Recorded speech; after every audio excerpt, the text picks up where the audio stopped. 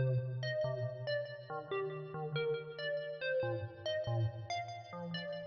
been a pleasure serving this campus with the wonderful mission that it has had to graduate so many students from diverse community and be committed to making the world a better place for everyone.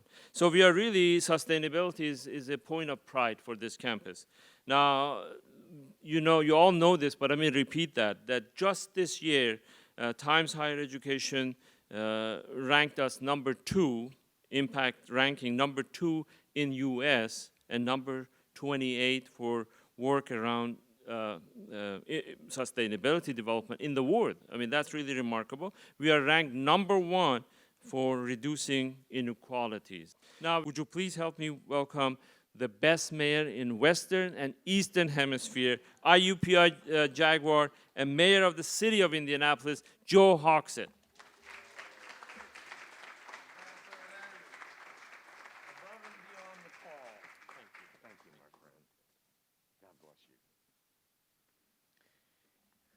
Well, indeed, good afternoon.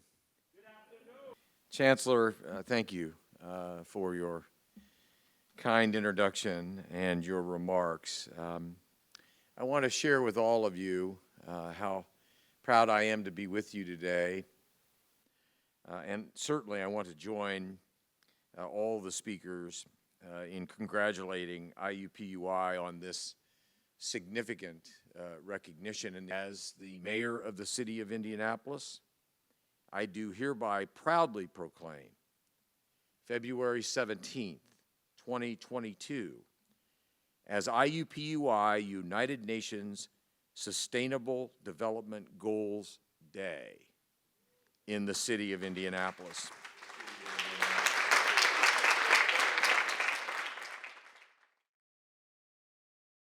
Thank you for the opportunity to talk to all of you about this program that we've started at IUPUI, but it's gone global. We call it Distributed Drug Discovery, and it meets 3 of the important SDG goals. One is global health, the other is inclusive quality education, and then the third, establishing global collaborations to bring all these things together. So let's look at some of the challenges that we have on a global health basis. Of course, they're the traditional neglected diseases, one of which you see here with this child with leishmaniasis, representing large populations of people who are so poor that they can't afford, even in an aggregated group, to pay for the expensive drugs that might be developed by a traditional pharmaceutical discovery process. So that's what leads to them being neglected. What we wondered about is, could we address all these challenges of drug discovery in a distributed fashion where we harness the educational resources that we could gather across the globe to focus both on education, teaching students the basic skills that they should learn in the sciences, but at the same time that they're learning these skills, have them apply that to a research project that is directed towards discovering a potential drug or drug lead for one of these neglected or widespread diseases. So how are we going to do this? Traditionally, in a laboratory, chemistry laboratory, they make something that's already been made before and they throw it down the waste disposal can at the end of the day. What we want to do is make new molecules that could be these potential drugs and facilitate that happening throughout the world. So we have this group that rotates again. Sometimes we have students from Morehouse College coming up as summer interns to help us in the process. We have people from all over the world actually have come and participated in helping us develop these programs. If we're going to carry this out in a way that's meaningful, it has to use very simple, inexpensive equipment. So just show you on the upper right-hand side all the equipment that's needed for a student anywhere in the world to participate in the program that we developed to make new molecules that could be these potential drugs. Now I'll show you some of the places where we've taken this project. So we've gone to Lugar, Poland on the right-hand middle slide, where we've shown students that can conduct the procedures that have been worked out by our undergraduate students and piloted in our C344 IUPUI undergraduate labs, so we know they work. Once we know they work, we take them on the road. So this is Lublin, Poland. We've taken it to Moscow State University, put that equipment in a backpack, get on Aeroflot from Warsaw to Moscow, and we can run a workshop. So that's the idea. If we can make these simple tools, powerful tools, to make new molecules that could be potential drugs, we're currently doing that for SARS. We'll have a lab that takes place in just a few weeks, which is going to make molecules that are really close to ones that are part of Paxlovid, which is the currently emergency approved drug to treat SARS. So the students make the molecules and the students test the molecules, and then we can take this out to the world, and that's why we call it distributed. So thank you.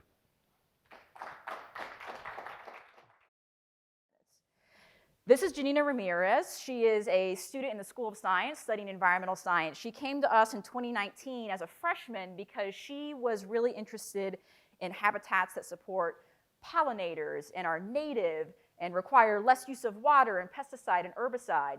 So over the course of that year, we actually connected Janina with some of our landscape architects on campus. I want to give a major thank you to our landscape architects. They took Janina under their wing, taught her everything that they knew about what types of plants, the soil requirements, the moisture requirements, the sunlight requirements, how tall they grow, in order to actually be able to design and plant a pollinator garden on campus. So this was the day of installation back in fall of 2019, and this is what it looks like today if you are over near Riverwalk Apartments. Another student, Dylan Patterson, he's a grad student in the School of Public Health studying global health and sustainable development. He's been a longtime intern of ours, and he has been leading a project for many years to actually assess IUPUI's tree canopy and keep track of the health of our trees on campus, because trees sequester carbon. So because of Dylan's efforts, we now have a complete tree canopy inventory for all IU campuses. We know how much carbon is stored by all of these trees, and we now can start making strategy as we move forward to continue to invest in our green infrastructure on campus. Aspen. She's from Kansas, and she is studying sustainable management and policy in the O'Neill School. Aspen came to us really passionate about composting, and the composting that we had before she started working with us was mainly behind the scenes, like where we have food prep. She's like, I'd really like to get composting to be something that's offered to students. So we worked with her in Housing and Residence Life and Graduate Professional Student Government to come up with the Riverwalk Compost Program that we just found out yesterday. We got a grant to expand it to become now the residential compost program for all residence halls on campus coming this fall. Aspen also applied for and won the Campus Race to Zero Waste Case Study Award for 2021. IUPUI won that nationally for the program that Aspen developed. Raiden Sia, he is a student studying electrical engineering in our School of Engineering and Technology. Raiden came to us because we have an energy challenge at IUPUI where we pit buildings against each other to encourage them to reduce their energy consumption through competition. But he's also using his abilities working with our engineers on campus and campus facility services to analyze our retrocommissioning programming for its impact. So as buildings get old, just like your vehicle, you got to take it in for maintenance. The same thing happens to buildings. After a while, built start getting loose, programs start talking to each other not as well as they used to. So to retrocommission a building means to basically hit the reset button on it. So when we invest in retrocommissioning, we get a pretty big return on investment that way. But we also need to answer that question about how much of it is due to weather versus the retrocommissioning process itself. So Raiden is using his abilities to answer questions for our sustainability energy challenge, as well as for these campus level retrocommissioning decisions that we're making. And then finally is Jonathan Lewis. Jonathan is a graduate student in the O'Neill School studying sustainable management and policy. And he has been taking interest in analyzing the carbon emissions from big athletic events. So we've worked with March Madness, the NCAA March Madness Men's Final Four, college football playoffs. We are currently working to quantify the greenhouse gas emissions from that event. We've got partnership with the Indianapolis Motor Speedway. Jonathan is taking that on. He's been the one to help collect some of that data and then ultimately do all the analysis, leading to a number that then we can provide to the NCAA, college football playoffs, or the Indianapolis Motor Speedway about how many renewable energy credits, carbon offsets may need to be purchased in order for their events to be carbon neutral. So these 5 students are really great examples of how we can use the campus, but also the community to teach sustainability while also addressing very real life problems for us and problems for our partners across the city. And that is how IUPUI is a campus that is using itself as a laboratory for sustainability. And that's why we have the rankings that we have. This is the rest of the story. I'm so glad to be here. So I'm starting off with this picture. This is what my husband likes to eat. Clearly he doesn't want to live very long, but we're going to talk a little bit about what's on this plate and how it got here.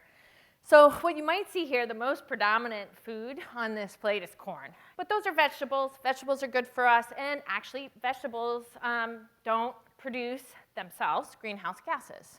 Let's talk about some other things on this slide here. So you've got your beef.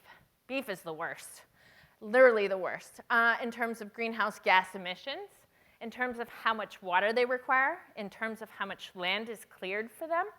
And with the population of the world expected to hit 10 billion by 2050, the need for protein, it's here. Like, we need the protein now. And we're not going to be able to feed people by 2050. And so keeping along these lines with this type of food is just not sustainable. Okay, but I know what you're thinking. You don't eat like this, right? Maybe you eat like this. This seems more reasonable. Where you've got fruits and vegetables and fish. And in fact, fish make up 17% of the protein that us humans consume. Fish is a better alternative than beef, but it's not a sustainable alternative. You've got your fruits and vegetables. Those are great. But again, if you're not eating locally, then there are carbon offsets from you getting that food on your plate. So it's really important to think about all aspects of that. And climate change is really threatening our security with our food. So what's the answer to that? And this is just my answer. Insects. This is why insects are the answer. Number one, feed efficiency. Insects require way less input for the amount that they output. So for example, for 1 kilogram of meat, and I'll just call it meat right now, for protein, you need 8 kilograms of feed. With insects, it's 2 kilograms. That's 25% of what it is for meat. Let's talk water. Cows, I have the exact numbers over here, require 26,000 liters of water to produce the equivalent amount that an insect only uses 100 liters. That's a 0.6% of what the animal uses. If I haven't convinced you yet, this is the one. Annually, the US sends more food waste, or sends so much food waste to landfills that it produces greenhouse gas emissions equivalent to 42 coal-fired power plants. That's how much just food waste sits out there. Insects will eat that food waste. That's what they do, right? Now, are you going to have bugs for breakfast? Probably not. But 25% of the protein that gets produced in this country goes to pet food. And that is one way you can make a real impact almost immediately in the sustainability of the protein food chain by buying sustainable pet food products that have insect proteins as their protein source, as a supplement. Thank you.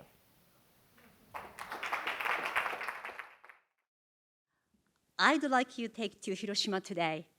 Please look up the summer blue sky. It is August 6, 1945, 8:15 a.m. The Enola Gay flew over and dropped the atomic bomb.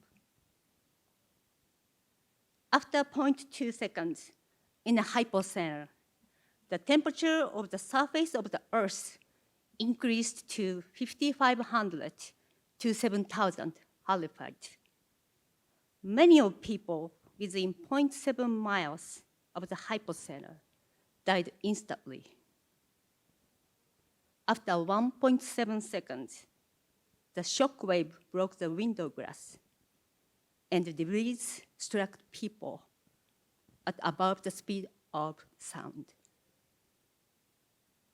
After 10.1 seconds, the shock wave reached 2.5 miles and continued to take people's lives. In areas close to the hypocenter, 80 to 100% died. and 0.7 miles from the hypocenter. Almost 50% died that day. By the end of the year, the death toll had reached 140,000. Only 8 of the 193 United Nations member states possessed nuclear weapons. Nuclear weapons threaten the health of the uranium miners, manufacturers, and test site residents, pollute the environment, and threaten the safety of the people of non-nuclear armed countries. Nuclear weapons create systematic discrimination around the world. We need to change this nuclear tolerant society. Since 2009, we have been working on the Hiroshima Peace Project. We hosted 2 airborne poster exhibitions from the Hiroshima Peace Memorial Museum. We also invited airborne survivors for our peace conferences, both in person and virtually, to testify their horrific experience. Under the bombing, Hiroshima was burned. However, approximately 170 trees survived within 1.2 miles from the hypocenter. The green legacy Hiroshima has been spreading the seeds and the saplings of Hiroshima's airborne survivor trees all over the world. These trees convey the message for peace.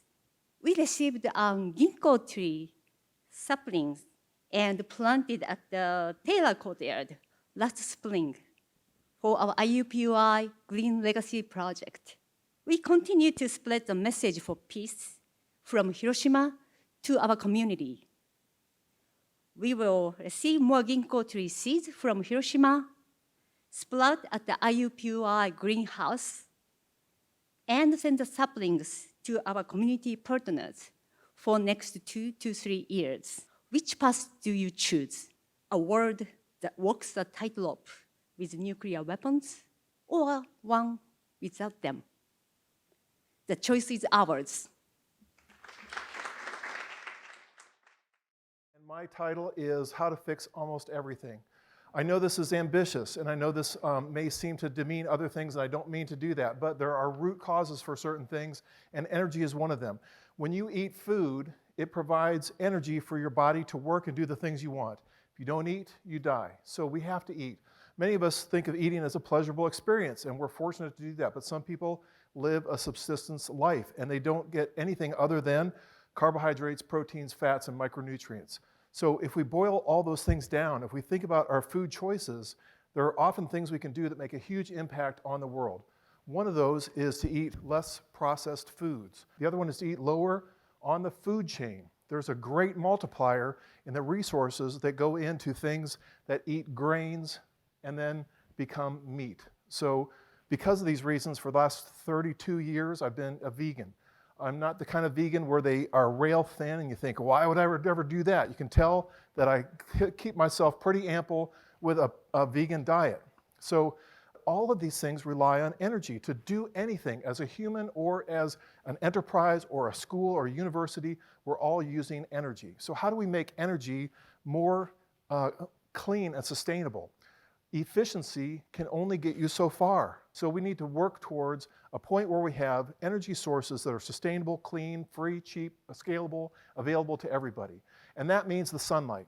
The sun is going to be going for 5 billion more years. But the problem with gathering sunlight on the Earth is that this stupid planet keeps rotating and putting those things on the dark side, and for half the day they do nothing. And then you've got clouds and rain. Ugh, it doesn't make any sense. The right place to collect solar power is in orbit where there's plenty of sun, no clouds, no dust, nothing like that. So great place to catch sunlight. But how do we get it down here? The extension cords would be too long. So we use wireless power transfer. We're developing those kind of technologies here at IUPUI. Once we have that, we can have 24-hour power that's sustainable, clean, and free. one way to do it is to launch a bunch of things through the atmosphere. That takes a lot of energy. So what we're working on is how to launch small factories to the moon or to asteroids, harvest those things, which are 20% silicon. Solar panels are made of silicon. We can make the solar panels in orbit and then beam the power down to the Earth. So with no manufacturing, essentially no manufacturing on Earth, we can have all the power we need for cities like Indianapolis, which needs one of these solar power satellites. Out in the hinterlands, people have distributed generation, and they can take their sunlight energy and use that to crack water to make hydrogen. We're also working on hydrogen technology. We've got several patents of those owned by the university, a spin-up company that I own jointly with the university for hydrogen storage so that people can make hydrogen in their homes with sunlight on their roof and water from their tap, use that to power their cars, their home, their portable electronics. So in a distributed way for rural areas and in large solar power satellites for cities, we can provide all the power we need with sunlight and water, and never go to a gas station again, and not have utility companies, and not have coal or fossil fuels. All those things can be eliminated with these few technologies working together in harmony. And once we do that and get it to the scale where it becomes cheap for everybody, because we've got robots self-manufacturing in space doing this with geometric manufacturing, we can make the cost of this so low that we can make this available to everybody on the planet. So even the waste products that we already have and have thrown away, even the waste products that we generate as a part of doing business in our economy, those things can be recycled because we have abundant energy to make it easy, cheap, and free, almost free. So with being almost free, we can solve almost all the problems and reduce resource conflict and many other things as well. So I hope this has inspired you. And this is all happening here at IUPUI. We have an amazing story. Someday, hopefully, when the United States wakes up and looks a little bit further ahead than the next quarter or the next election cycle and say, we have to solve these problems for good, they'll say, IUPUI is where it's all happening. Let's give these guys $100 billion and have them save the planet. Thank you for your attention.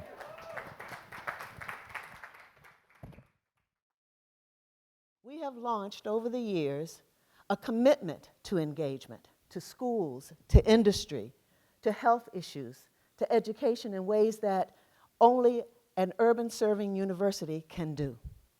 In doing this work of really disseminating what we're doing, we decided that a lot of the research that's being done sits on the shelves of national organizations and journal publications.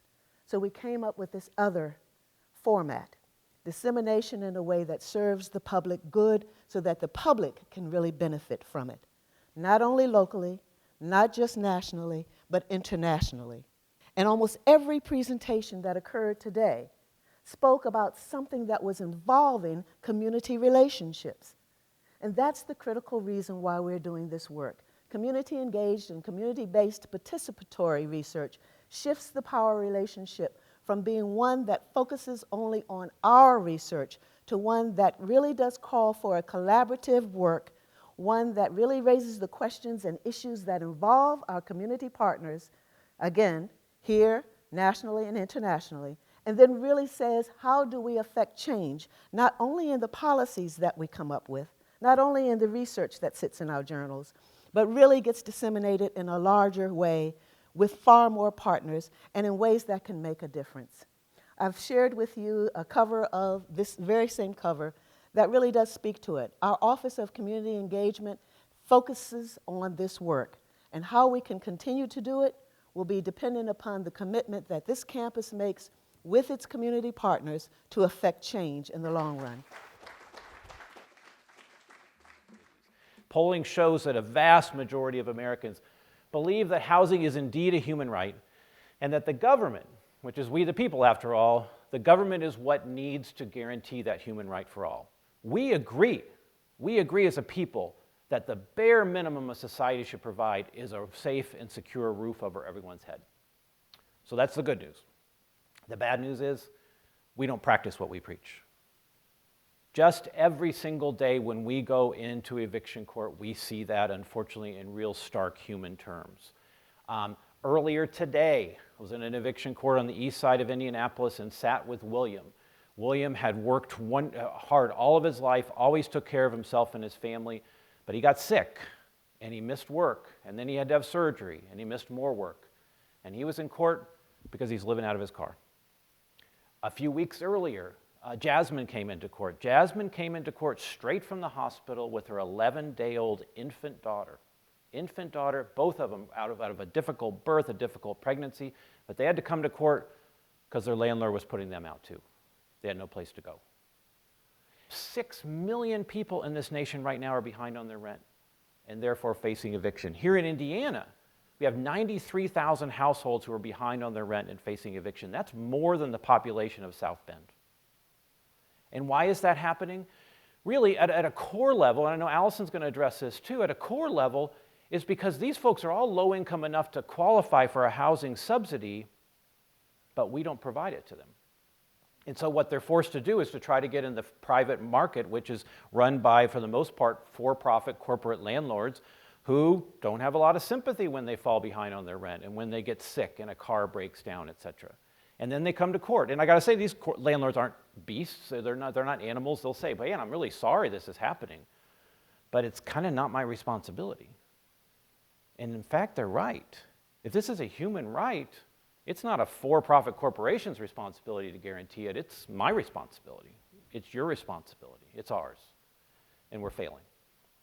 But the third and final point I want to make is a point of optimism, and that is that we can make sure that William and Jasmine and everybody else who's eligible for housing gets it. We have the ability to do that because we already spend the money that's needed.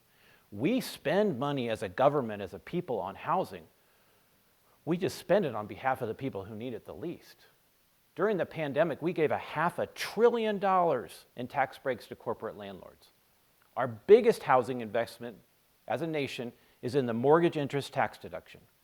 Almost all the benefits from that tax deduction go to people who live in the top 20% of the income category. If we just took that money, the mortgage interest tax deduction investment, we could actually make sure that every single person eligible for subsidized housing in this nation gets it. William, Jasmine, everybody. But we don't do that. We don't do that. Other nations have taken their commitments to the SDGs and put a human right to housing in their constitution, in their statutes, and in those places homelessness is rare. In those places evictions are rare. They don't have what we see. But we don't do that. We have made a human right for all mostly into a commodity to be exploited for the benefit of a very wealthy few. That's a broken model. It's a model that needs to be fixed, but I want to conclude by saying it's a model that can be fixed. We can move down this path to realizing the human right to housing if we just look to our values, if we just practice what we preach, and start ensuring housing as a human right for all. Thank you.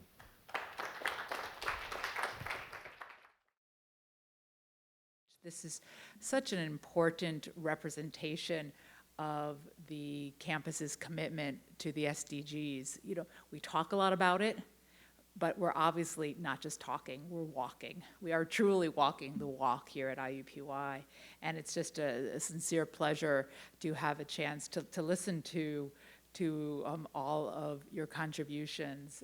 We need to do this together. We need to do it collectively.